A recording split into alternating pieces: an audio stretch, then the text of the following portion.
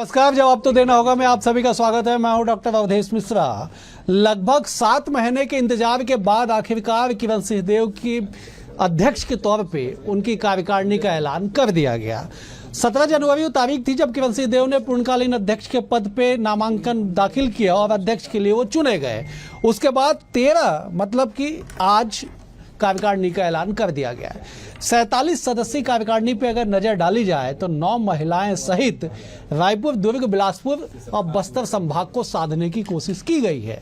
तो वहीं युवा जोश के साथ साथ अनुभव का भी मिश्रण इस पूरी सूची में देखने को मिलता है। सबसे बड़ी बात यह कि जिन 3 नेताओं को महामंत्री पद की जिम्मेदारी दी गई है वो तीनों अनुभवी और उसके साथ साथ युवा सोच और युवा जोश के साथ आगे बढ़ते हैं।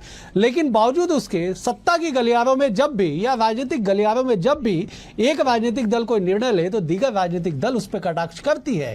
कांग्रेस ने कहा है कि यह सूची बतलाती है कि बीजेपी में किस कदर घमासान मचा हुआ है और किस तरह से प्रतिभा को किनारे करके आसपास मंडराने वालों को पद दिया गया है, जो गुटबाजी को बताता है। लेकिन कुल मिला के ये कि बीजेपी की सूची कितनी मजबूत और कितनी जरूरी, आज इसी गंभीर विषय पर चर्चा करेंगे। लेकिन उससे पहले देख लीजिए ये खास रिपोर्ट। छत्तीसगढ़ भाजपा की नई कार्यकारिणी घोषित। करीब 7 माह बाद किरण सिंहदेव ने की कार्यकारिणी की घोषणा। 47 नेताओं को दी गई नई कार्यकारिणी में जगह। 8 उपाध्यक्ष, 3 महामंत्री, 13 प्रवक्ता बनाए गए। सभी मोर्चों के अध्यक्ष की हुई नियुक्ति। यशवंत जैन, अखिलेश सोनी, नवीन मार्कंडे बने महामंत्री। राहुल योगराज टिकरेहा को युवा मोर्चा का अध्यक्ष बनाया गया। विभा अवस्थी महिला मोर्चा, आलोक ठाकुर किसान मोर्चा अध्यक्ष बने।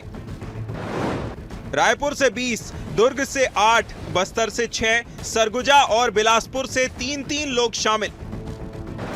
भाजपा की नई कार्यकारिणी में 9 महिलाओं को दिया गया स्थान। सामान्य वर्ग से 25, ओबीसी से 13, एससी से 6, एसटी से 3 को मिला मौका। छत्तीसगढ़ भाजपा की बहुप्रतीक्षित कार्यकारिणी बुधवार को जारी कर दी गई है। सूची में 8 उपाध्यक्ष, 3 महामंत्री, 8 मंत्री, 1 कोषाध्यक्ष, 1 कार्यालय मंत्री और 1 सह कार्यालय मंत्री, 13 प्रवक्ता, युवा, महिला, ओबीसी, किसान, अनुसूचित जाति, अनुसूचित जनजाति, अल्पसंख्यक मोर्चा के अध्यक्ष बनाए गए हैं। प्रदेश प्रकोष्ठ संयोजक, सह संयोजक, मीडिया, सोशल मीडिया और आईटी संयोजक सहित कुल 47 लोगों की सूची जारी हुई है। 17 जनवरी 2025 को अध्यक्ष बनने के बाद किरण सिंहदेव ने करीब 7 माह बाद अपनी सूची जारी की है। इसमें 9 महिलाओं को भी शामिल किया गया है। तो वहीं बात सोशल इंजीनियरिंग की करें तो प्राथमिक तौर पर सामान्य वर्ग से 25 करीब 53%, ओबीसी वर्ग से 13 करीब 29%, एससी वर्ग से 6 करीब 12%, एसटी वर्ग से 3 करीब 6% को स्थान दिया गया है। तो वही बात क्षेत्रवार की करें तो रायपुर संभाग से 20, दुर्ग संभाग से 8, बस्तर से 6, सरगुजा और बिलासपुर से 3-3 को मौका दिया गया है। हालांकि ये अंतिम आंकड़े नहीं हैं, लेकिन चर्चा यही है कि भाजपा अपनी नई कार्यकारिणी में हर वर्ग और क्षेत्र को साधने की कोशिश कर रही है। कार्यकारिणी में युवा जोश के साथ अनुभव भी देखने को मिल रहा है। तो वहीं कुछ ऐसे नाम भी शामिल किए गए हैं जो बीते कई सालों से पर्दे के पीछे से कार्य कर रहे थे। भाजपा की सूची पर कांग्रेस ने कड़ा तंज कसते हुए रवि भगत का नाम लेकर कहा कि बोलने वालों की आवाज दबा दी गई है। ये सूची गुटबाजी को साफ दिखाती है। कार्यकारिणी की सूची जारी तो कर दिया है, लेकिन एक रवि भगत जैसे युवा जो एक आदिवासी वर्ग से आते हैं, ओपी चौधरी जैसे मंत्री और अडाड़ी जो पूरे पेड़ की कटाई कर रहे हैं, इनको बचाने के लिए एक युवा आदिवासी नेता को लिस्ट से ही बाहर कर दिया गया। भाजपा के संगठन विस्तार का इंतजार करीब 7 माह से किया जा रहा था। जो लोग सत्ता में भागीदार यानी कि निगम मंडल में शामिल होने से चूक गए थे, उन्हें पूरी उम्मीद थी कि संगठन में जरूर भागीदारी मिलेगी। हालांकि 47 लोगों की इस सूची में इससे कहीं अधिक के दिल टूटे होंगे, लेकिन भाजपा की रीति नीति और अनुशासन के सामने उनके पास मन महसूस कर रहने के अलावा और कोई विकल्प नहीं बचता है। अब ये बात अलग है कि भाजपा के पूर्व महामंत्री संजय श्रीवास्तव कहते हैं बदलाव नियमित प्रक्रिया है। जो कांग्रेस 2.5 साल से अपनी कार्यकारिणी नहीं बना पाई, उन्हें भाजपा के लिए बोलने का अधिकार तक नहीं है।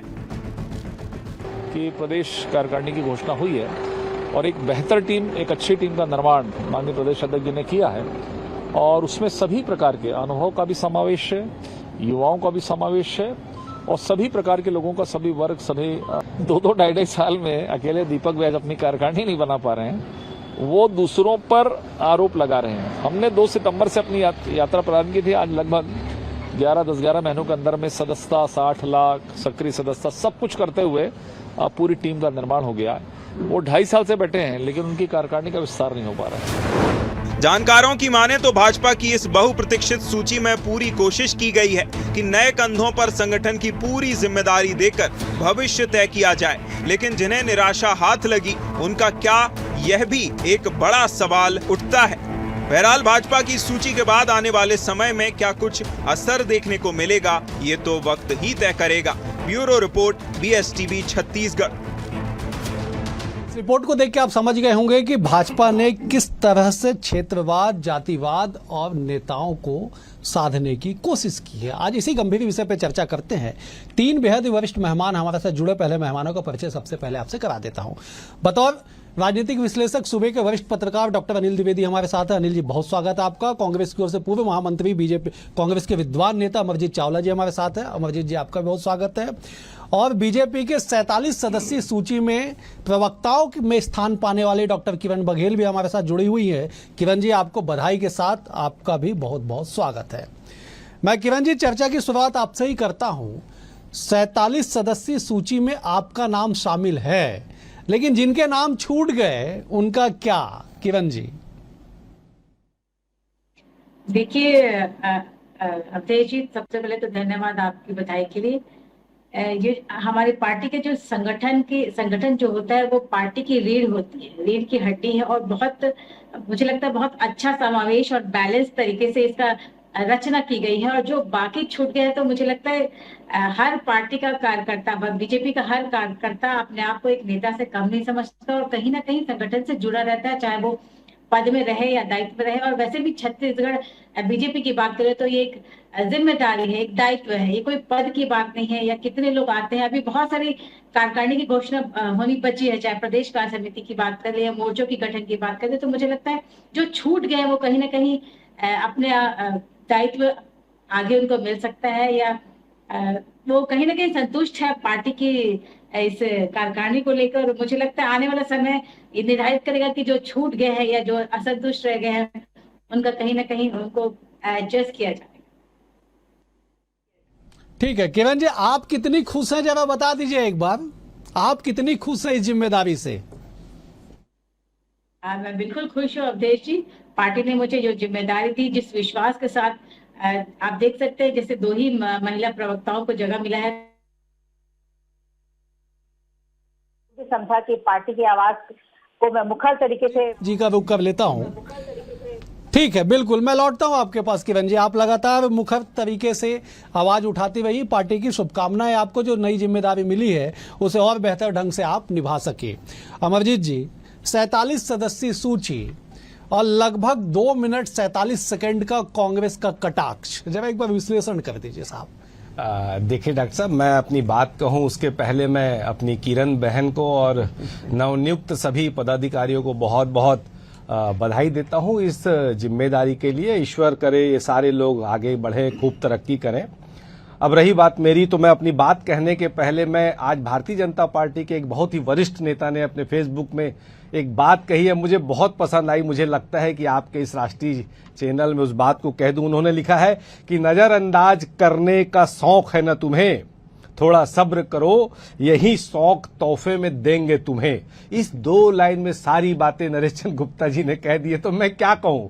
मैं हंसना भी नहीं चाहता हूं, मैं इनके अंदरूनी बातों पर कोई कटाक्ष भी नहीं करना चाहता हूं, लेकिन दुर्भाग्य की बात है कि विश्व की सबसे बड़ी पार्टी होने का दम्भ भरने वाली पार्टियां जब इस तरह की कोई घोषणा करती हैं 7 महीने के बाद, तो कम से कम एक बात की खुशी होती है कि चलो इन्होंने 14 महीने हो गए, राष्ट्रीय अध्यक्ष का कार्यकाल पूरा हुआ, अभी तक राष्ट्रीय अध्यक्ष तो नहीं बना पाए, 7 महीने बाद ही सही, देर आए दुरुस्त आए की जगह ये कह सकता हूं कि देर आए कमजोर आए, किरण सिंह जी ने अपनी कार्यकारिणी की घोषणा की। पर मुझे दुख इस बात का है कि 47 लोगों की जो कार्यकारिणी उन्होंने बनाई है उसमें सामान्य वर्ग के लोगों को तो 25% का स्थान मिला है, ठीक है, पर ओबीसी को मात्र 13%, उसके बाद एससी को सिर्फ 6% और एसटी को सिर्फ 3% और माइनॉरिटी को 0%। जब इस तरह की दुर्भावना पूर्वक जब चीजें दिखती हैं तो वहां पर कहीं ना कहीं बोलना पड़ता है, क्योंकि राजनीति में होने के नाते जब इस तरह की विसंगतियां दिखती हैं कि जब आप बातें कुछ और कहते हैं और कहते कुछ होते हो, तो मैं सिर्फ इतना ही बोल सकता हूं कि सांप हर बार केचुली जरूर बदलता है, पर केचुली बदलने के बाद भी उसकी फितरत वो सांप की ही रहती है। तो कुछ इसी तरह की कार्यकारिणी भारतीय जनता पार्टी की भी आई है, लेकिन मेरी शुभकामनाएं हैं नवनियुक्त पदाधिकारियों को, इतना कह सकता हूं। लौटता हूं मैं, जब अनिल जी का रुख करता हूं। अनिल जी, छत्तीसगढ़ बीजेपी की एक कार्यकारिणी और इससे पहले तमाम कार्यकारिणियों का विश्लेषण आपने किया है, जब एक बार विश्लेषण कर दीजिए कि इस कार्यकारिणी से छत्तीसगढ़ बीजेपी कितनी मजबूत होगी और चुनौतियां क्या है इस कार्यकारिणी के बाद? अनिल जी। अवधेश जी, सबसे पहले तो मैं बीजेपी की बॉस सौम्य, सुशील और विद्वान प्रवक्ता मेरी बहन किरण बघेल को बधाई देता हूं कि वो प्रवक्ता बन गई हैं, और जाहिर है ये उनकी मेहनत, उनके संघर्ष, उनके पिताजी का जो त्याग था पार्टी के लिए, ये उसका एक सम्मान है, उन्हें बहुत बहुत बधाई। जहां तक आपका सवाल है कि बीजेपी को इस रिसफल से या इस रिसफल नहीं, ये जो नई सूची आई है, नई टीम बनी, इससे क्या फायदे होंगे?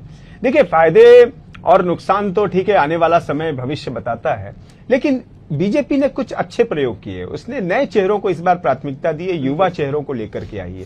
बहुत से ऐसे सीनियर चेहरे थे जो लगातार संगठन में बने हुए थे, उनकी छुट्टी कर दी है और नए लोगों को लेकर के आई है बीजेपी।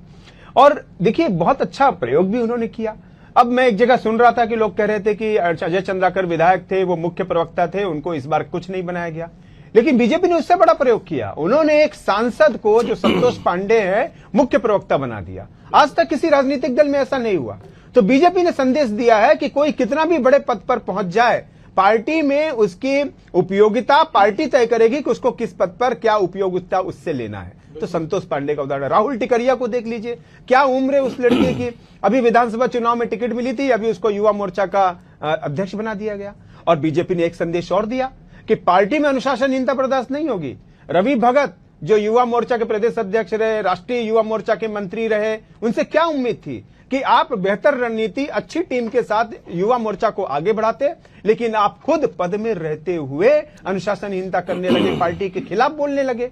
तो बीजेपी ने, मजबूरी थी बीजेपी को संदेश देना था, इसलिए रवि भगत को उन्होंने हटा दिया। चुनौतियों पे जरा अनिल जी, चुनौतियों पे जरा एक बार प्रकाश डाल दीजिए, फिर मैं किरण जी का रुख करूंगा।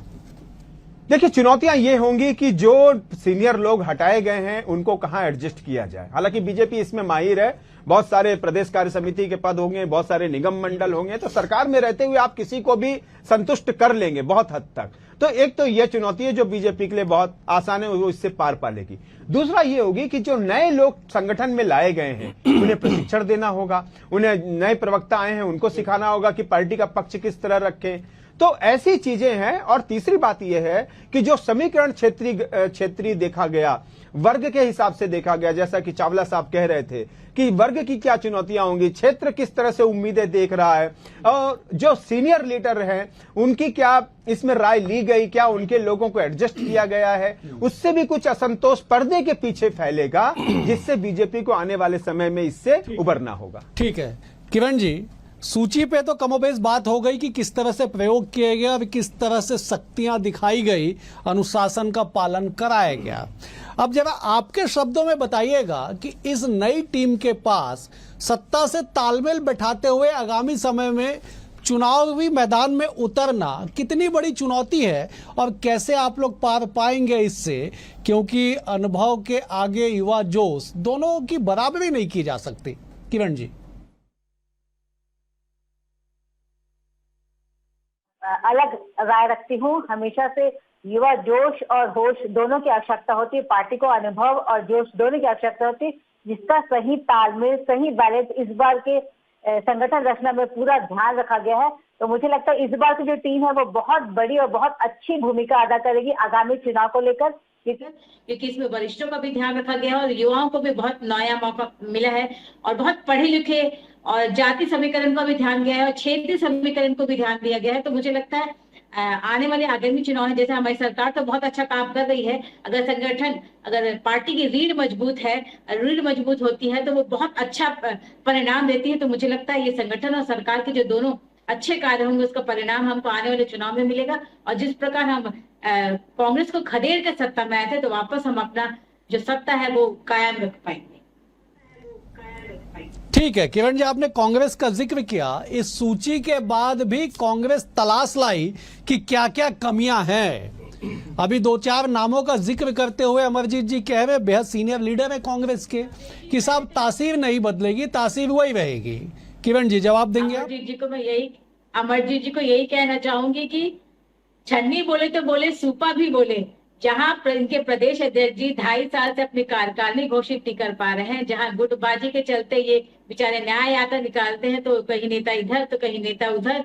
और भूपेश बघेल जी की तो क्या कहने, जब उनका स्वयं का बेटा जेल जाता है तो पूरे संगठन को साथ में ले आते हैं। वही एक आदिवासी नेता जेल जाता है, कवासी लखमा या देवेंद्र यादव युवा नेता जेल जाते हैं, तो कांग्रेस मौन रहती। अपने पार्टी की गुटबाजी का ख्याल पहले रखे, अपने संगठनात्मक रचना को पहले कांग्रेस अपने गिरबान में पहले देखे और बाकी पार्टी का टिकट टिप्पणी करने से बचे। मुझे लगता है इनको अभी कांग्रेस को आत्ममंथन, आत्मचिंतन की बात सोचनी चाहिए। और रही बात भाजपा की, तो मुझे लगता है हर तरह से हम हर मोर्चे पे सशक्त है, सक्षम है, चाहे सरकार की बात करें, नेताओं की बात करें, विधायक की बात करें, मंत्री की बात करें और अभी हाल ही में रचित हमारे संगठन की बात करें, तो जो पूरे प्रदेश भर से जो नगीने चुन के हमारे संगठन मंत्री ने निकाला है, तो मुझे लगता है बहुत अच्छा परिणाम हमको आगे आने वाले चुनाव में मिलेगा।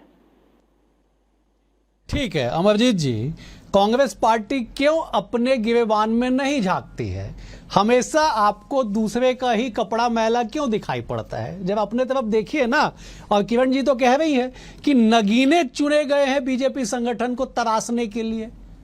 अब ऐसा है कि बेचारी किरण बहन तो क्या बोलेगी, मैं तो सिर्फ देखिए इतना कह सकता हूं कि ये तासीर है भारतीय जनता पार्टी की, जो पूरी तरह से फिट होती है उसके ऊपर। बता दीजिए किस मैं प्रकार देवेंद्र यादव जी जब जेल जाते हैं तो मेरी बहन सुनना भी सीखो। अब प्रवक्ता बन गए हो आप राष्ट्रीय पार्टी के। किरण जी एक मिनट जवाब ले लेते। किरण जी जवाब ले लेते। मैं तत्काल आपके पास आऊंगा। मैं एक बार जवाब ले लेते। किस प्रकार पक्षपात चलता है आपकी पार्टी में? अब मैं बोल लूं किरण बहन? किरण जी एक बार जवाब ले लेते। इजाजत है दीदी बोल लूं? ठीक है अमरजीत जी बोलिए। दीदी आप राष्ट्रीय पार्टी के प्रवक्ता बन गई हैं, इसलिए मैं और गंगूराम जी का बहुत सम्मान करता था। आपका सम्मान बढ़ा के उन्होंने उनको सच्ची श्रद्धांजलि दी है। तो मैं ये चाहता हूं दीदी, अब आप राष्ट्रीय प्रवक्ता बन गए, कोई बात कहने के पहले आप पूरी जानकारी लेके बैठिए। अज्जल गगरी छलकत जाए ना हो जाए, क्योंकि ये भारतीय जनता पार्टी में 80 लोगों का बहुत ज्यादा अच्छा भविष्य नहीं है। हमारी कार्यकारिणी तो बनी हुई है। किसने कह दिया दीपक बैज जी के बनने के दीदी सुन लो, दीपक बैज जी के बनने के 2 महीने बाद ही बहन मैं बहस नहीं करूंगा। देखिए मेरा स्तर नहीं है बहन, मैं बहस नहीं करता। आप सुनेंगी तो मैं बोलूंगा, आप नहीं सुनेंगी तो मैं नहीं बोलूंगा। अमरजीत जी, किरण जी एक बार सुन लेते हैं अमरजीत जी को, फिर मैं सीधे रिएक्शन के लिए आपके पास आऊंगा। किरण जी एक बार कंप्लीट करने दीजिए अमरजीत जी। बैज जी जब 2 साल पहले प्रदेश अध्यक्ष बने थे, उनके बनने के 2 महीने के बाद ही हमारी पूरी कार्यकारिणी आ गई थी और वही कार्यकारिणी अभी है। और हमारे संगठन चुनाव 2027 में है नंबर 1।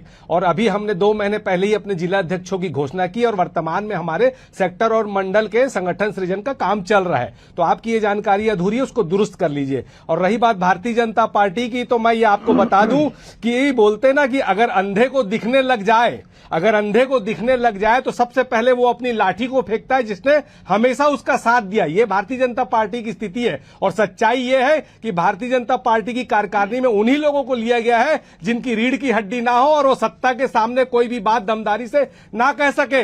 ये भारतीय जनता पार्टी की कार्यकारिणी है जिसके महामंत्री में एक भी आदिवासी नेता नहीं है। ये भारतीय जनता पार्टी की वो कार्यकारिणी कार्यकारिणी है जिसकी स्थिति यह है कि 47 लोगों की सूची में 17 नाम, चैलेंज करता हूं किरण बहन, 17 नाम ऐसे बता दीजिए जिन्होंने 2018 से 23 तक भारतीय जनता पार्टी के लिए विपक्ष में रहकर संघर्ष किया हो। ये टोटल फर्जी लिस्ट है, टोटल यस मैन लोगों की लिस्ट है, टोटल कमजोर लोगों की लिस्ट है, बगैर रीढ़ की हड्डी के लोगों की लिस्ट है। इसमें एसटी, एससी और ओबीसी लोगों का अपमान किया गया है। इसमें एक भी निषाद नहीं है, एक भी कलार नहीं है, एक भी देवांगन नहीं है, एक भी पटेल मरार नहीं है, एक भी मुस्लिम नहीं है, एक भी ईसाई नहीं है, एक भी निर्मलकर नहीं है, एक भी सिख नहीं है, एक भी पनिका नहीं है, एक भी सेन नहीं है। इसमें सिर्फ वही लोग हैं जो माल कमा के देंगे। तो मेरी तरह से ये टोटल फेलियर कार्यकारिणी है। अमरजीत जी, किरण जी आप सीधे जवाब दे दीजिए, आप जवाब दे रही थी, अब जवाब दे दीजिए। अमरजीत जी ने कई ऐसे वर्गों का जिक्र कर दिया जिसका स्थान संभवतः इस सूची में हो सकता था, जिनका स्थान हो सकता था। किरण जी जवाब दे दीजिए।